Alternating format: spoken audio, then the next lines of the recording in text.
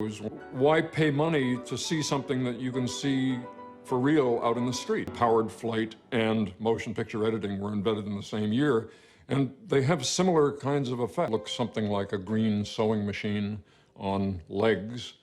I switched to computer editing in the mid-90s.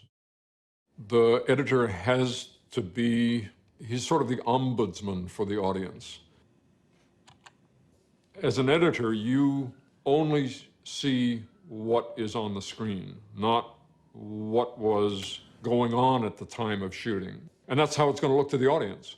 I make it a principle not to go on the set, not to see the actors out of costume, not to see anything other than the images that come to me from locations.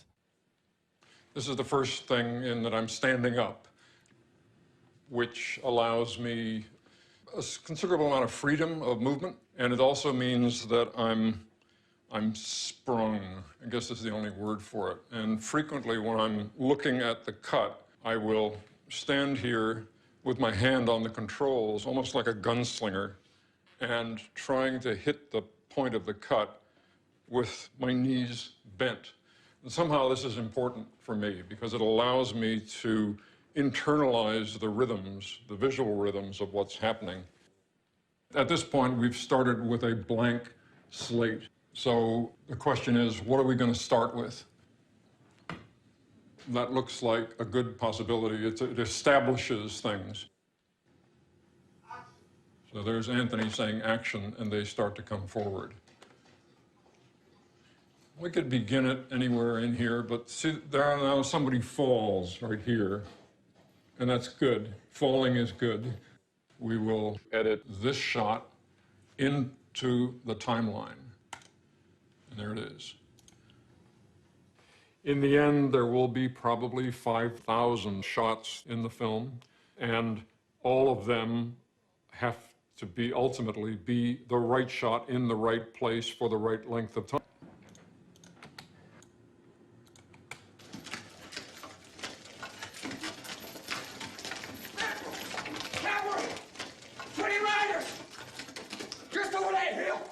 There's a mismatch here, and I'm going to have to determine whether this is a problem or not, because Brown is looking toward camera, but when we cut, he's looking up off to the left.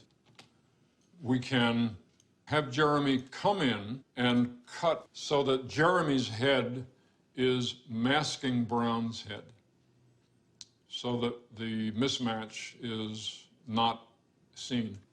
And now I'm going to mark this frame, and I'm going to get rid of this area, which is 1, 2, 3 frames.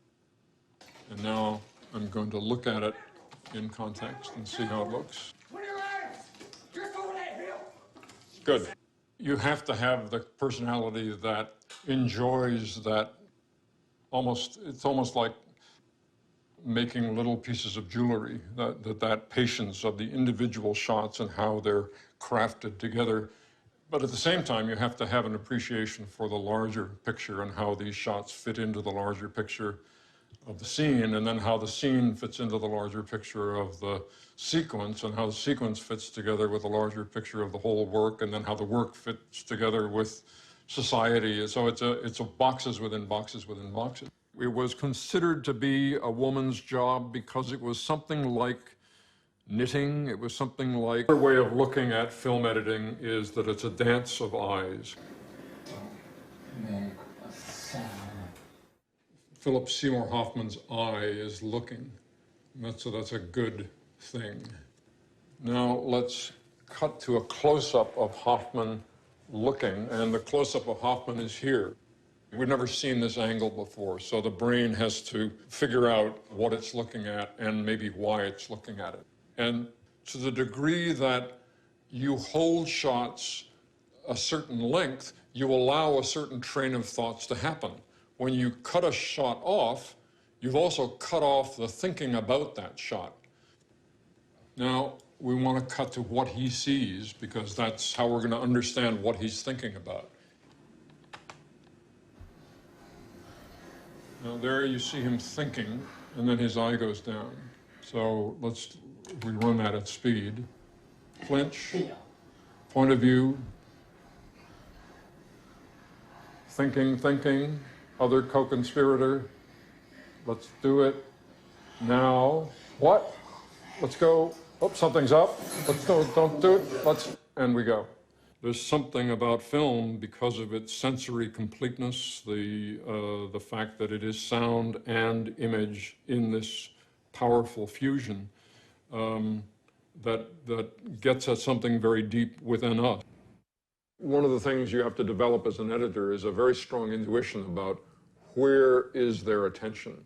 And under most ordinary circumstances, you're carrying that attention around without doing violence to it. It's like a cup that you're full of liquid that you're carrying. I don't want to spill anything. And as a result, people feel the invisibility of what you're doing. I often forget that what he actually does is assemble the film in a technical way, because most of our discussion is about.